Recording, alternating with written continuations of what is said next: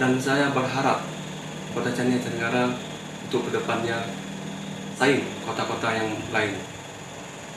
Jadi harapan saya Kota Changi Aceh Tenggara, semoga Aceh Tenggara semakin sukses.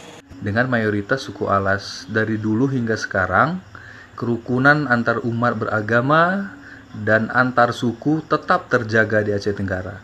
Kita sama-sama berharap agar kerukunan itu tetap terjalin hingga ke depan. Terima kasih. Wabarakatuh, saya Andri Wulandika, alamat saya Desa Tenbalanglang, Kecamatan Lepukison. Harapan saya dalam rangka Hari Ulang Tahun Aceh Tenggara adalah supaya pemerintah memberdayakan pemuda agara dan membuka lapangan pekerja sesuai visi misi yang pernah dijanjikan dulu. Sekian dari saya. Assalamualaikum warahmatullahi wabarakatuh. Assalamualaikum warahmatullahi wabarakatuh. Nama saya Habibi, alamat saya Kota Changi.